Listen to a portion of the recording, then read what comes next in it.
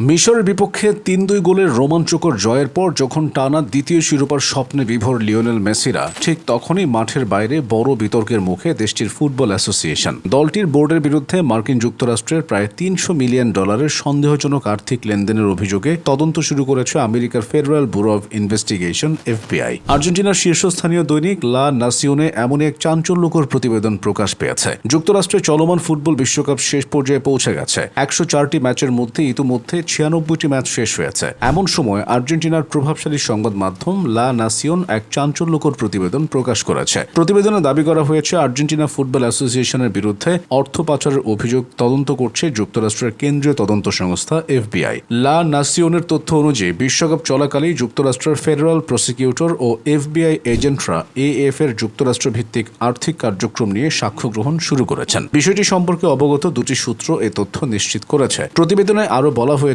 Tour prod enter LLC নামের একটি প্রতিষ্ঠানের মাধ্যমে যুক্তরাষ্ট্রের 5টি ব্যাংক অ্যাকাউন্ট ব্যবহার করে প্রায় $২৬ কোটি মার্কিন স্থানান্তর করা হয়েছে, যা বাংলাদেশি মুদ্রায় প্রায় ৩,২০৪ কোটি ৩৮ লাখ টাকার সমান। মার্কিন বিচার বিভাগের তদন্তকারীরা খতিয়ে দেখছেন ক্লদিও তাপিয়ার নেতৃত্বাধীন AF কিভাবে যুক্তরাষ্ট্রে তাদের আর্থিক কার্যক্রম পরিচালনা করেছে এবং শত শত মিলিয়ন ডলারের এসব লেনদেনের কোনো অংশ যুক্তরাষ্ট্রের আইন অনুযায়ী অর্থ পাচার বা অন্য কোনো আর্থিক অপরাধের আওতায় পড়ে কিনা। তদন্ত সংশ্লিষ্ট বৈঠকগুলোর একটিতে অংশ নেন ব্যবসায়ী গিয়েরমো তোফোনে। জানা গেছে, গত সপ্তাহে জুমের মতো একটি ভিডিও কনফারেন্সিং প্ল্যাটফর্মে অনুষ্ঠিত প্রায় ৩ ঘণ্টাব্যাপী ওই বৈঠকে ওয়াশিংটন DC ও মায়ামি ভিত্তিক ফেডারেল প্রসিকিউটর এবং FBI কর্মকর্তারা উপস্থিত ছিলেন। সেখানে AF এর আর্থিক লেনদেন ও যুক্তরাষ্ট্রের ব্যাংকিং ব্যবস্থার সম্ভাব্য অপব্যবহার নিয়ে আলোচনা হয়। যদিও তোফোনে ব্যক্তিগত ওই বৈঠকের বিষয়টি প্রকাশ্যে নিশ্চিত বা অস্বীকার করেননি, তবে লা নাসিওনের দাবি, তদন্তকারীরা এমন ব্যক্তিদের খুঁজছেন যাদের কাছে ক্লদিও তাপিয়া ও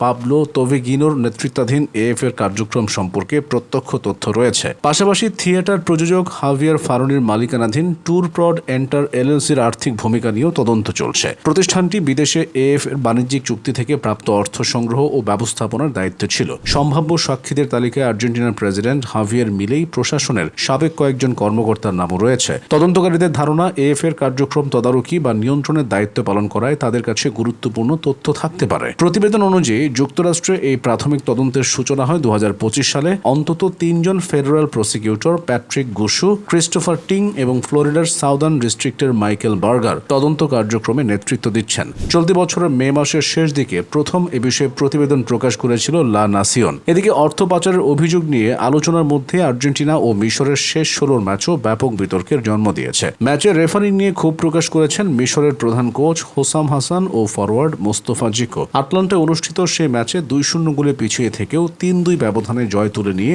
কোয়ার্টার ফাইনাল নিশ্চিত করে আর্জেন্টিনা। আগামী 12 জুলাই কানসাসে বাংলাদেশ সময় সকাল 7টায় কোয়ার্টার ফাইনালে সুইজারল্যান্ডের মুখোমুখি হবে আর্জেন্টিনা।